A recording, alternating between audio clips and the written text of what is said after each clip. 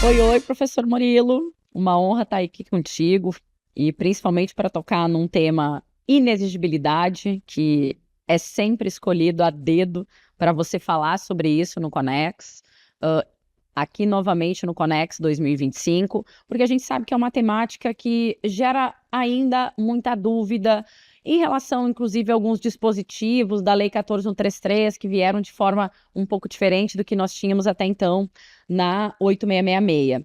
Mas eu gostaria de te ouvir um pouco no sentido de se você entende que há espaço ou exemplificar já espaços que estão sendo usados como inovação nas contratações por inexigibilidade.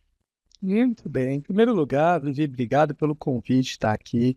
É sempre uma satisfação participar do Conex. Ele é um evento incrível, já marcado no calendário de licitações do país, então é muito bacana. E esse evento continua ainda nesse roteiro com a sua coordenação, então com uma grande satisfação.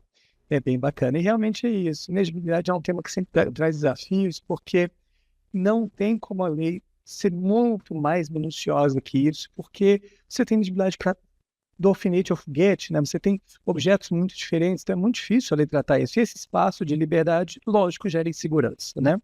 Mas falando especificamente de inovação, olha, eu acho que a gente tem vivido um momento super interessante, como, por exemplo, a plataforma Contrata Mais Brasil do governo federal, utilizando da figura do credenciamento de um jeito diferente do que era pensado, inovando nesse cenário. Temos visto alguns estados e alguns municípios criarem ferramentas de marketplace muito próximas do que existe para iniciativa privada, né?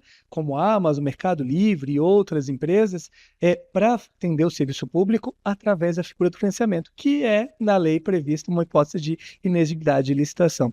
Então, falando em inovação e falando em elegibilidade, o exemplo que eu consigo ver muito claro é esse. Lógico, tem outros cenários. Por exemplo, hoje a gente tem visto a Lei 14.133, justamente uma dessas mudanças da 866, corrigiu a questão da locação de imóvel, aquisição de imóvel para inegibilidade, que era o correto, saiu de dispensa e foi para inegibilidade. E veja, a gente tem visto o pessoal utilizando essas soluções para fazer um build to suit, BTS, uma locação sob medida de um terreno público ou de um terreno privado, uma locação específica. Por exemplo, uma secretaria que precisa colocar um lugar de atendimento perto de uma rodoviária, perto do lugar que o público, que os cidadãos movimentem.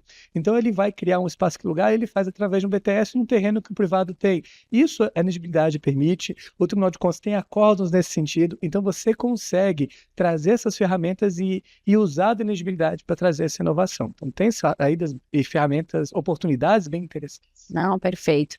A gente sabe que o processo de inexigibilidade, pelo menos é uma coisa que dentro da administração pública eu vivo também, sempre há uma insegurança do agente público sobre o processo de inexigibilidade. E eu costumo brincar e dizer o seguinte: olha, a lei, ela autoriza a inexigibilidade.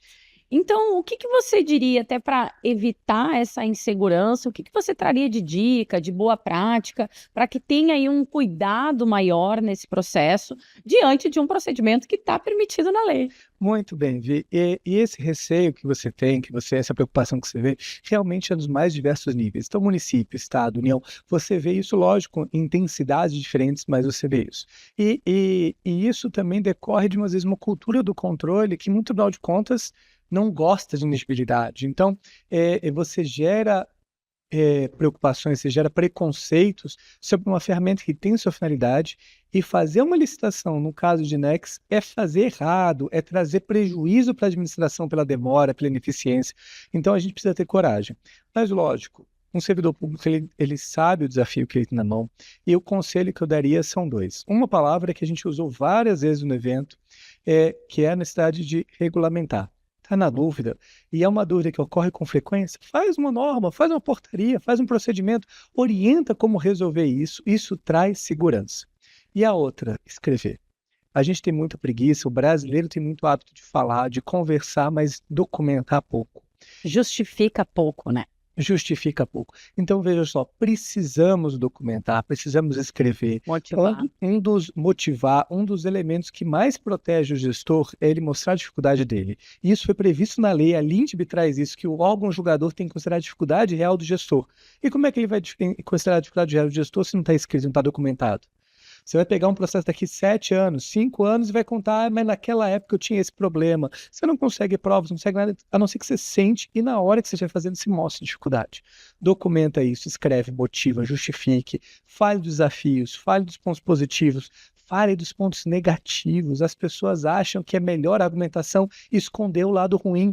Não mostra. Tem um lado ruim, tem um problema, mas as vantagens são maiores, por isso eu vou fazer.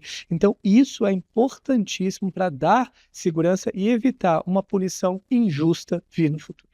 Não, perfeito. Quero elogiar a tua palestra aqui, que eu fiquei assistindo, também acho muito bacana poder oportunizar os alunos que estão assistindo a palestra, fazerem algumas perguntas, tirarem as suas dúvidas, e mais uma vez te agradeço aí por estar conversando com a gente. Muito obrigado, Vivi, foi uma oportunidade maravilhosa voltar para o Conex. Eu espero que eu tenha a oportunidade de voltar aqui ano que vem, que é sempre um evento incrível. Combinado.